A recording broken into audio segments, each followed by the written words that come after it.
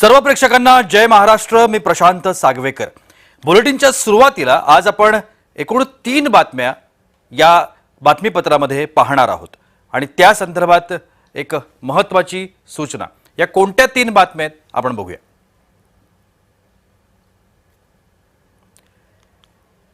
आतापर्यंतच्या 3 महत्त्वाच्या घडामोडी तुमच्या समोर आहेत। त्यातली पहिली बातमी आहे दादरचा कबूतरखान्यावरून रंगलेला नाट्याची। दादरचा कबूतरखाना न हटवण्याकरता जैन रस्त्यावर उतरले। त्यांनी हिंसक आंदोलन केलं आणि कबूतरांच्या पोषणाची आग्रही भूमिका त्यांनी मांडली। मात्र हे आंदोलन ज्या जैन मंदिरातून बाहेर आलं त्या जैन मंदिरात मात्र कबूतरांना प्रवेश नाहीये। ही महत्त्वाची बातमी। दुसरी महत्त्वाची बातमी आहे कोल्हापूरकरांच्या दृष्टिकोनातून। कोल्हापूरकरांच्या लाडक्या महादेवी हत्तीणी संदर्भातली ही बातमी आहे। महादेवी हत्तीणीला परत आणण्याचे आता प्रयत्न युद्धपातळीवर सुरू झालेत। महत्त्वाचं म्हणजे या प्रयत्नामध्ये वनतारा सुद्धा सहभागी होतोय। सरकार, नांदणी मठ आणि वनतारा एक संयुक्त याचिका सर्वोच्च न्यायालयात दाखल करण्याच्या तयारीमध्ये आहे आणि सोमवारी ही याचिका दाखल होईल असं समजतंय। तिसरी आणि अत्यंत महत्त्वाची बातमी जी आंतरराष्ट्रीय पातळीवरची बातमी आपल्याला म्हणायला लागेल, जागतिक पातळीवर सुरू असलेल्या अमेरिका विरोधातल्या नाराजीची ही बातमी आहे। डोनाल्ड ट्रम्प यांच्यामुळे अमेरिका अडचणीत येण्याची शक्यता आहे आगामी काळामध्ये, कारण 1990च्या दशकामध्ये सुरू झालेली अमेरिका विरोधातली महाशक्ती आता पुन्हा एकदा सक्रिय होतीये। त्यात रशिया, भारत आणि चीन यांचा समावेश आहे।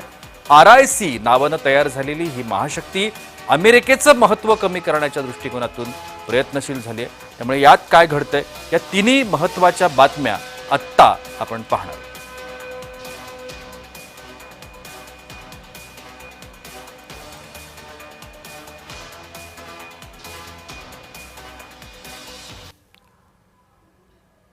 सगळ्यात पहिली बातमी, न्यायालयाला ठेंगा दाखवणारे जैन असं का वागतायत या संदर्भात आपण जाणून घेण्याचा प्रयत्न करणार आहोत। सगळ्यात या संपूर्ण बाबींवरती लक्ष आपण केंद्रित करून आहोतच। आता माझ्यासोबत मनीषा कायंदे आहेत, शिवसेनेच्या नेत्या, आणि त्यांना आपण या संदर्भात चर्चेत सहभागी करून घेतोय। मनीषाजी, माझा आवाज आपल्यापर्यंत पोहोचतोय? हो, मला तुमचं ऐकू येतंय। नमस्कार, जय महाराष्ट्रला। नमस्कार। या संपूर्ण प्रकरणामध्ये जर आपण बघितलं तर एका बाजूला न्यायालयाचा आदेश आहे आणि दुसऱ्या बाजूला जैन समाज आहे जो न्यायालयाच्या आदेशाला देखील धुडकावण्याचा प्रयत्न करतोय। ही हिम्मत येते कुठून?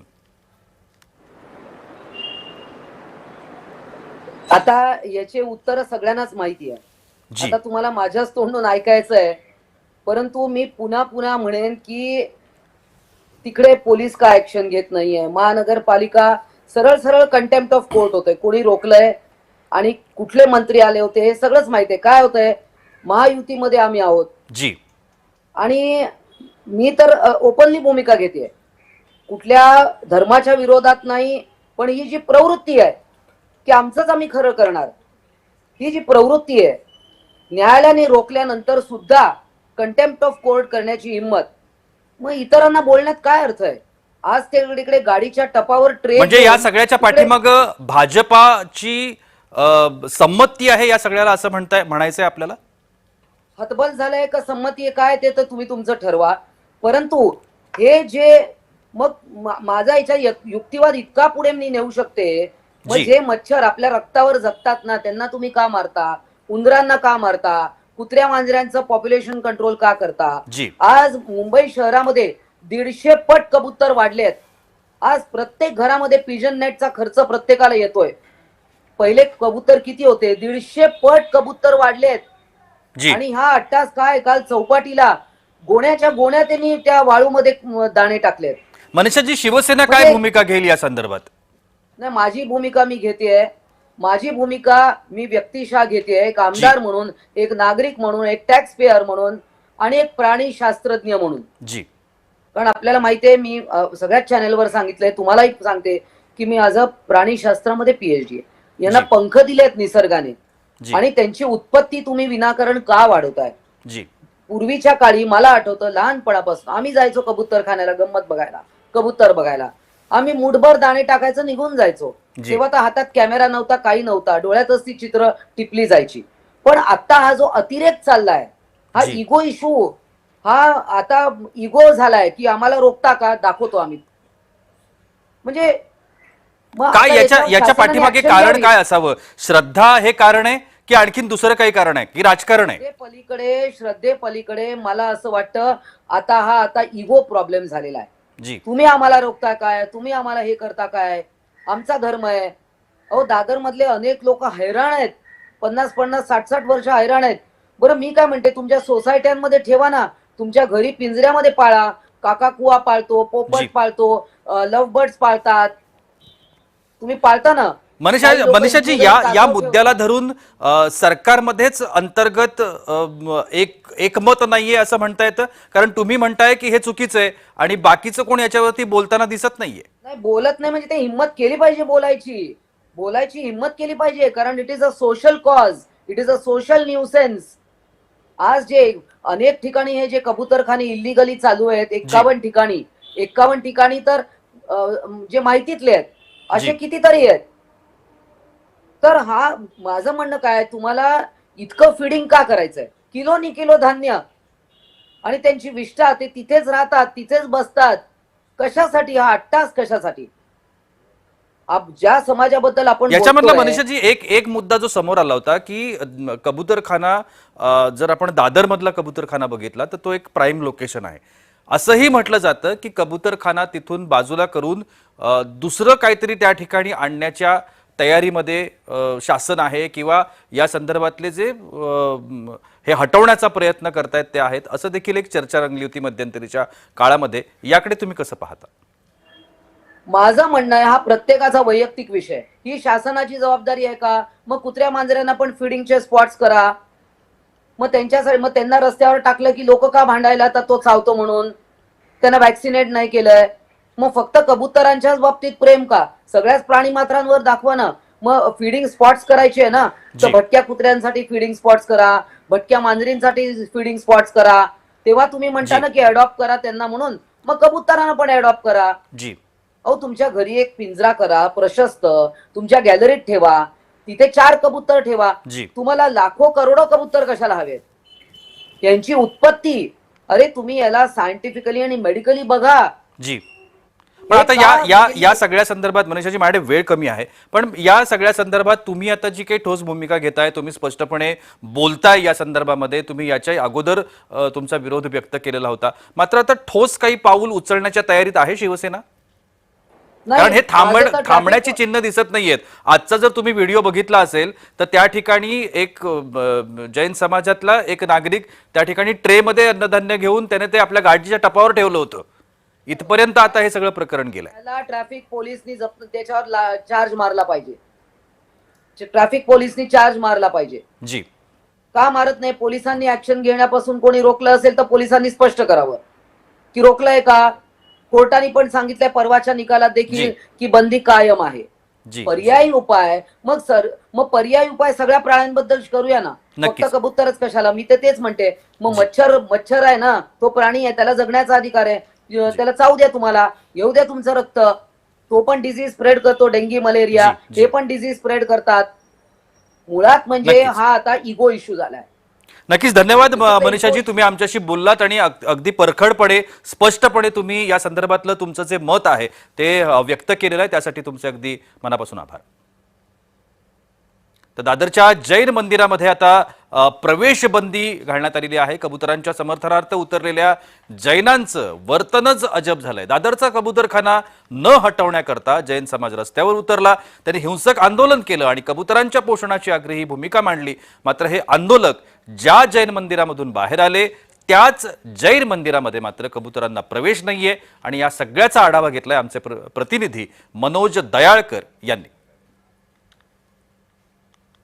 कबूतरखान्यावरून वादविवाद आज सुरू आहे आणि कोर्टाने दिलेल्या निर्णयानंतर आपण बघितलं तर मोठ्या प्रमाणामध्ये जैन समाज हा रस्त्यावरती उतरलेलं होतं। दादर येथील कबूतरखान्याकडे आपण मिळतो जैन समाजाकडून आंदोलन करण्यात आलेलं होतं आणि या ठिकाणी जी महानगरपालिकेकडनं ताडपत्री ही कबूतरखान्यावरती बसवण्यात आली आहे ती देखील या ठिकाणी जैन समाजाकडनं तोडण्यात आलेली होती। आणि आता आपण दादर या ठिकाणी आहे।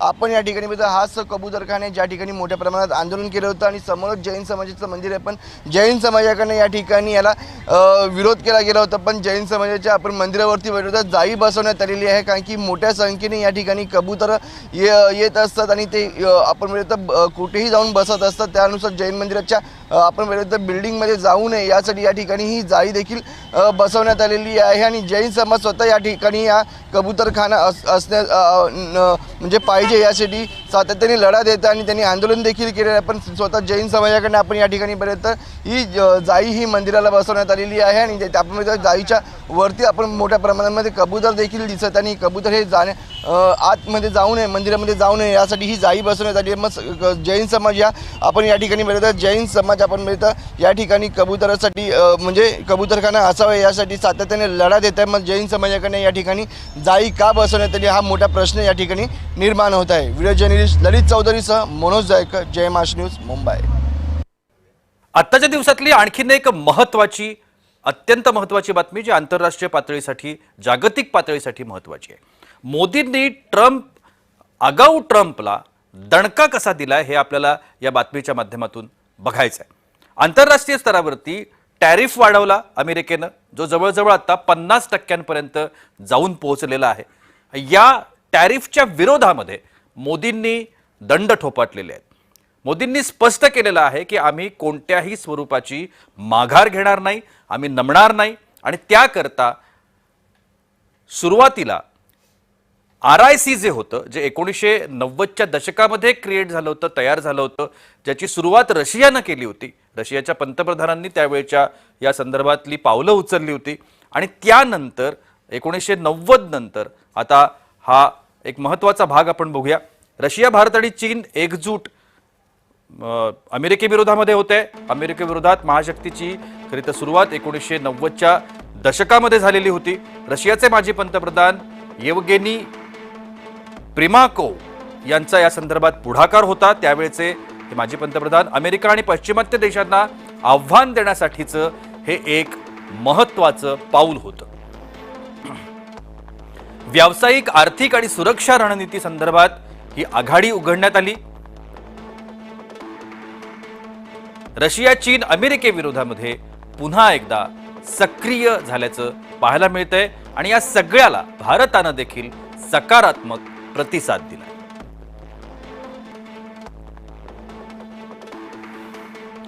3 देश एकत्र आले तर अमेरिकेचं महत्त्व देखील कमी होणार आहे।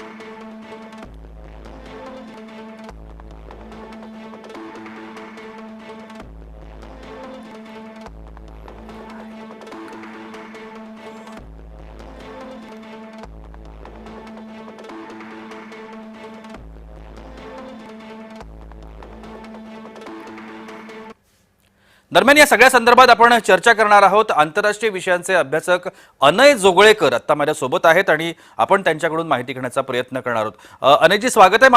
माझा आवाज आपल्यापर्यंत पोहोचतोय? हो, पोहोचतोय। अमेरिकेविरोधात मोदींनी दंड ठोपाटलेले आहेत या निमित्तानं आणि पुन्हा एकदा RIC जी 1990च्या दशकामध्ये तयार झाली होती, रशिया, भारत आणि चीन या 3 देशांची ही एकजूट होती, ती एकजूट पुन्हा एकदा अमेरिकेविरोधात सक्रिय होण्याच्या तयारीमध्ये आहे। आपली पहिली प्रतिक्रिया? मी असं नाही म्हणणार की मोदींनी अमेरिकेच्या विरोधात दंड थोपटलेत। मोदींनी भारतातले सामान्य शेतकरी, मच्छीमार, पशुपालक आणि ज्याला कारीगर म्हणतात असे जे सामान्य भारतीयांच्या बाजूनी दंड थोपटलेले आहेत। भारत आणि अमेरिका यांच्यामध्ये काही शत्रुत्व नाहीये, वैर नाहीये। सगळ्यात जर जवळचा मित्र देशांपैकी कुठला असेल तर अमेरिका आपल्या जवळचा मित्र देश आहे। परंतु जेव्हा भारत आणि अमेरिका यांच्यातला व्यापारी करार होऊ पाहत असताना अमेरिकेला भारताकडनं ज्या काही कन्सेशन्स हवी होती, ज्या काही गोष्टी हव्या होत्या, त्याच्यामुळे भारतातल्या शेतकऱ्यांचं, मच्छीमारांचं, सामान्य लोकांचं हित धोक्यात येणार होतं आणि तिथे भारताने कणखर भूमिका घेतली की आम्ही आमचं कृषी उत्पादनांचा बाजार अमेरिकेसाठी जी. खुला करू शकत पण नाही. याच्यामध्ये आम्ही अनयजी याच्यामध्ये एक प्रश्न येतो की मग एवढ्या जर अमेरिका भारताचा मित्र असेल, सलोख्याचे संबंध आहेत, मग एवढ्या मोठ्या प्रमाणात कर आकारण्याचं कारण काय? नाही, मी त्याच्याकडे येतो. आधी एक रशिया, चीन आणि भारताबद्दल एक अगदी अर्ध्या मिनिटात मी सांगतो. जी. याच्यामध्ये भारत आणि रशिया यांच्यातही अतिशय चांगले आणि जवळचे संबंध आहेत आणि त्यामुळे तिथे काही प्रश्न नव्हता. जी. पण चीन बाबत भारताचे मतभेद आहेत. भारत चीन सीमा विवाद आहे. भारत चीन व्यापारामध्ये भारताची तूट जास्त आहे जी. आणि त्यामुळे भारत अमेरिका संबंध ज्या आधारावर एकत्र येत होते किंवा वाढत होते त्याच्या केंद्रस्थानी चीन होता. जी. आणि जर भारताची भूमिका अशी आहे की जर अमेरिका भारताची संवेदनशीलता समजून घेणार नसेल, जर अमेरिका भारताला विशेष महत्व देणार नसेल, तर आम्ही देखील चीन सोबत आणि रशिया सोबत आमचे संबंध सुधारण्याचे प्रयत्न केले तर आम्हाला तुम्ही थांबवू शकत नाही. आणि त्या दृष्टीने आता शांघाय सहकार्य परिषदेमध्ये भारत, चीन आणि रशियाचे नेते म्हणजे मोदी, शी जिनपिंग आणि पुतीन एकत्र येणार आहेत आणि हा अमेरिकेला संदेश देण्यासाठीच आहे. पण याच्यातनं काही त्यांची महायुती वगैरे होत आहे अशातला भाग नाही. दुसरा मुद्दा जो तुम्ही विचारलात की हे सगळं नेमकं कशासाठी, भारताविरुद्ध 50% म्हणजे ब्राझील विरुद्ध जेवढा कर आकारलाय तेवढाच भारताविरुद्ध का आकारलेला आहे, तर हे समजून घेण्याची गरज आहे की अमेरिकेचे अध्यक्ष डोनाल्ड ट्रम्प त्याच्यामध्ये 3 मुद्दे आहेत. त्यातला पहिला मुद्दा आहे की अमेरिकेचा जो म्हणजे आता अमेरिकेकडे निर्यात करण्यासारख्या गोष्टी आहेत त्याच्यात मुख्यतः कृषी माल आहे, याच्यामध्ये इथेनॉल आहे, याच्यामध्ये सोयाबीन असेल किंवा मका असेल किंवा बदाम असतील, सफरचंद असतील, असे सगळे आणि दूध, हे सगळे महत्वाचे पदार्थ आहेत. आणि ट्रम्प यांना भारताची 140 कोटी लोकांची बाजारपेठ खुणावते. पण भारतात जिथे जवळपास 70 ते 80 कोटी लोक शेतीवर अवलंबून आहेत, आपण अमेरिकेचं सबसिडाईज कृषी उत्पादनं भारतात येऊ देऊ शकत नाही आणि इथे एक मतभेद आहे. दुसरा मुद्दा जसंही म्हणलं की या पहलगामच्या दहशतवादी हल्ल्यानंतर जे ऑपरेशन सिंदूर भारताने हातात घेतलं आणि डोनाल्ड ट्रम्प यांचा असं दाखवण्याचा प्रयत्न होता की आमच्यामुळेच, माझ्यामुळेच भारत आणि पाकिस्तान यांच्यामध्ये युद्धविराम झाला. भारताने ट्रम्प यांची भूमिका साफ आणि स्पष्ट शब्दात फेटाळून लावली. आणि डोनाल्ड ट्रम्प यांचा स्वभाव असा आहे की ते त्यांचा वैयक्तिक इगो किंवा त्यांचं वैयक्तिक मानप ते स्वतःच्या देशाच्या परराष्ट्र धोरणाचा भाग बनवतात आणि हा त्यातला दुसरा भाग आहे. तिसरा भाग याच्यामध्ये आहे तो अतिशय महत्वाचा आहे की ट्रम्प यांचा एकूणच कारभार आहे त्याच्यामध्ये ते एका व्यापाऱ्यासारखे किंवा बिझनेसमॅन सारखे गोष्टी करतात. आणि ट्रम्प यांचे जे विशेष दूत आहेत स्टीव्ह विटकॉफ, त्यांचे पाकिस्तानच्या लष्कराशी किंवा तिथल्या लोकांशी व्यापारी संबंध आहेत आणि त्या व्यापारी संबंधामुळे कुठेतरी ट्रम्प आणि अमेरिका पाकिस्तानला जवळ करायचा प्रयत्न करते आणि भारत हे होऊन देणार नाहीत आणि त्यामुळे जो भारत आणि अमेरिका यांच्यातला एकूणच आंतरराष्ट्रीय पातळीवरती अनयजी याच्यामध्ये भारताचं जे निर्यातीमधलं धोरण आहे त्याच्यावरती या सगळ्याचा परिणाम होईल आणि भारताची ताकद कमी करण्याचा हा अमेरिकेचा प्रयत्न आहे का, काय वाटतं? नाही, अमेरिकेला भारत मित्र म्हणूनच हवाय, पण एक लंगडा मित्र म्हणून आपल्याला हवाय. म्हणजे बरोबरीचा भारताची जी भूमिका आहे की हम ना आंख झुका के बात करेंगे ना आंख उठा के बात करेंगे, हम आंखों से आंख मिला के बात करेंगे, अमेरिकेला हे मान्य नाही. अमेरिकेला भारत मित्र देश म्हणून हवाय, पण आपल्या खांद्यावर हात टाकणारा, आपल्यावर अवलंबून असणारा मित्र देश म्हणून त्याला भारत हवा आहे. आपली तळी उचलणारा मित्र देश म्हणून त्याला भारत हवा आहे आणि हे भारताला मान्य नाहीये. आणि हेच कुठेतरी या सध्याच्या ज्या जो खटका उडालाय त्याच्यामध्ये त्याचं कारण आहे. अमेरिकेला आणि डोनाल्ड ट्रम्प यांना वाटतंय की आपण भारताला थोडीशी म्हणजे आपल्या मित्र देशाला, आणि हे अमेरिकेचं सगळ्याच मित्र देशांसोबत चालू आहे की त्यांच्यावर डोळे वटारले तर शेवटी त्या देशांना. अनयजी, या सगळ्या संदर्भातल्या पंतप्रधान मोदींची जी भूमिका आहे या भूमिकेकडे तुम्ही कसं पाहता? भारताची भूमिका अधिक काय आहे ते लक्षात घ्या. भारत सार्वजनिकरित्या अमेरिकेवर काही टीका करत नाहीये. अमेरिकेला जशास तसे म्हणून अमेरिकेच्या कडनं आपण जे आयात करतोय त्याच्यावर आपण कर अजूनपर्यंत लावलेला नाहीये. म्हणजे आपली भूमिका अशी आहे की वाटाघाटी करताना समोरच्याने आरे केलं म्हणून आपण त्याला लगेच कार्य करून सगळंच मुसळ केरात घालवायचा आपला विचार नाहीये. पण दुसरीकडे जर आपला मित्र देश ऐकत नसेल आणि आपल्यावर दादागिरी करत असेल तर त्याला समजेल अशा भाषेत उत्तर देणं. आणि मग याचा भाग म्हणून आरआयसी म्हणजे जी शांघाय सहकार्य परिषदेच्या निमित्तानं चीनमध्ये पंतप्रधान नरेंद्र मोदी जाणार आहेत 8 वर्षांनी तब्बल. आणि आपल्याला लक्षात घ्यायला पाहिजे गेल्या 8 वर्षात भारत चीन यांच्यात जवळपास एक युद्ध झालं आणि आर्थिक निर्बंध भारताने चीनी कंपन्यांवर घातले होते आणि ते विसरून आता पंतप्रधान नरेंद्र मोदी चीनला जाणार आहेत. व्लादिमीर पुतीन यांना नरेंद्र मोदींनी भारतात येण्याचं आमंत्रण दिलेलं आहे. अर्थात ही भेट आधीच ठरली होती, पण ट्रम्पचा जर भारतावर निर्बंध घालण्यामागचं कारण असं असेल की तुम्ही रशियाकडनं तेल आयात करायचं नाही आणि आम्ही मात्र रशियाशी चर्चा करणार. थोडंसं तुम्हाला थांबवतोय, वेळेची मर्यादा आहे. मात्र आपण जे आज विश्लेषण केलं या निमित्तानं ते अतिशय योग्य अशा पद्धतीचं विश्लेषण केलं. परखड मत तुम्ही आपलं या सगळ्या संदर्भातलं मांडलेलं आहे. अतिशय आभार, धन्यवाद तुमचे. आणि आत्ताच्या घडीची आणखीन एक महत्वाची बातमी ती म्हणजे महादेवी हत्तीणी करता सरकारसह सगळ्यांचेच जोरदार प्रयत्न सुरू झालेत. विशेष म्हणजे ज्या वनताराला या संपूर्ण प्रकरणामध्ये दोषी ठरवण्यात आलं होतं.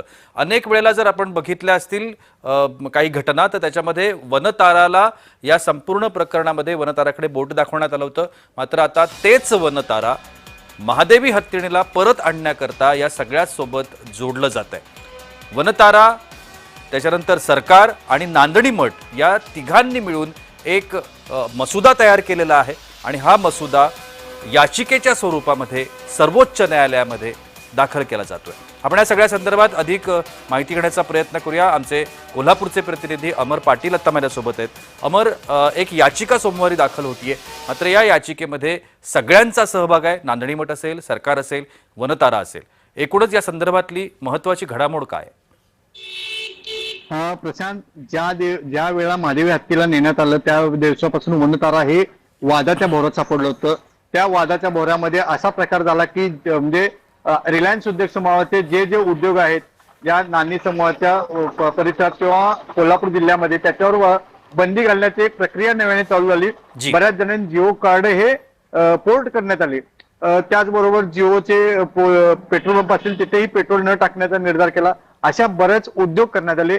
त्यामुळे वनतारा आणि रिलायन्सचा हा एक लय जवळचा संबंध आहे. त्यात अंबानींना शिवीगाळ करण्यात आली, वैयक्तिक लेवलला सगळी उतरली. यामध्ये राजू शेट्टी यांनी पुढाकार घेतला आणि राजू शेट्टींनी तर यामध्ये पदयात्रा काढली. नान्नीपासून ज्या ठिकाणी ज्या मठातून हा हत्ती नेला होता त्या ठिकाणापासून ती जिल्हाधिकारी कार्यालय रविवारची पदयात्रा काढली. ती फार मोठी झाली. त्या पदयात्रेमध्ये सर्व पक्षाची नेते मंडळी आली, परंतु यामध्ये सगळ्यात जास्त प्रारंभ दिसले जैन बांधवांचं, श्राविकांचं दिसलं. कारण त्या जैन बांधवांचे त्या हत्तीची असलेली नाळ किंवा त्यांच्या मठामध्ये असलेला तो हत्ती आणि त्यांना देवपूजेसाठी आताची त्या ठिकाणची स्थिती काय आहे नांदणी मध्ये? कारण आपण मध्यंतरी बघितलं की जवळजवळ 2-2.5 लाखांच्या आसपास सह्यांची काही पत्र देखील या संदर्भातली देण्यात आलेली होती. त्यामुळे आता न्यायालय आपलं ऐकेल असं तिथल्या कोल्हापूरकरांना, नांदणीकरांना वाटतंय. यामध्ये वेगवेगळे आंदोलन करण्यात आले. यामध्ये एक आंदोलन करण्याचा आमदार सतीश पाटील यांच्या नेतृत्वाखाली कोल्हापूर जिल्ह्यातील सह्यांची मोहीम राबवल्याने ती सह्यांचं पत्र हे राष्ट्रपतींना दयेची याचिका, पुनर्विचार याचिका करण्यासाठी पाठवलं होतं. यामध्ये आता काय झालेलं आहे, हे सगळं प्रक्रिया पुढे गेली. यामध्ये वनताराचे सीओ कोल्हापूर जिल्ह्यामध्ये 2 वेळा आले, ज्यामध्ये त्यांना नान्नी मठाला भेट द्यायची होती. नान्नी मठाच्या मठाधिपतींना भेटून सांगायचं होतं की आमचा यात दोष नाही, न्यायालयानं आम्हाला. एक चर्चा या निमित्तानं ऐकायला येते ती अशी की आता जी काही वनताराची भूमिका या सगळ्या संदर्भातली बदललेली आहे, ती बदललेली भूमिका ही त्यांच्या उद्योगावर परिणाम होतोय या दृष्टिकोनातून बदललेली आहे की त्यांनी फक्त न्यायालयाचं आदेशाचं पालन केलंय? हेच सांगायचं प्रशांत की त्यांनी न्यायालयाचं पालन केलं. पहिल्या दिवसापासून ते हेच सांगत होते की आम्ही न्यायालयाचं पालन केलं. आम्हाला हत्ती कोणत्याही परिस्थितीत तुमच्या भावना दुखवून नको आहेत. त्याबद्दल रिलायन्स उद्योग समूहाच्या वरिष्ठांनीही त्याबद्दल पत्र काढलं आणि प्रेस नोट जारी केली होती की आम्हाला कुठल्याही लोकसहभागाच्या किंवा लोकांच्या भावनेशी खेळायचं नाही आहे. आम्हाला न्यायालयानं आदेश दिला म्हणून आम्ही नेला. तरीही कोल्हापूरकरांनी त्यावर बऱ्याच उहापोह केल्यामुळे त्यांना इथं 2 वेळा त्यांचे सीओ आले. जे सीओ कोल्हापूर जिल्ह्यामध्ये 2 वेळा आले त्यावेळेला त्यांना नान्नी मठात जाण्यासाठी प्रशासनाने मज्जाव केला. कारण नागरिकांचा रोष त्यांच्यावर येऊ शकतो यासाठी प्रशासन नान्नीला जाऊन दिलं नाही. त्यामुळे कोल्हापुरातीलच दोन्ही ठिकाणी बैठक झाल्या आणि त्या बैठकीमध्ये तोडगा निघाला की आम्ही एकत्र येऊन म्हणजे शासनाला आम्ही विनंती करतो, कारण आम्हाला कोर्टाने सांगितलं हा म्हणजे न्यायालयीन प्रक्रियेचा एक भाग झालेला आहे, त्यामुळे आम्हाला डायरेक्ट तुम्हाला देता येत नाही, आम्हाला कोर्ट काहीतरी हे करेल. त्यामुळे आता हा नवीन एक मसुदा तयार केलेला आहे. काल मसुदा तयार झालेला आहे. नक्कीच. सोमवारी ती याचिका दाखल करण्यात येणार नक्कीच. आहे. आता सगळ्यांनाच खरं तर यामध्ये- अमर, कोल्हापूरकर, नांदणीकर आणि सगळ्यांनाच प्रतीक्षा असेल की नक्की आता न्यायालय या सगळ्या संदर्भात काय भूमिका घेतं. धन्यवाद तुम्ही केलेल्या विस्तृत विश्लेषणासाठी.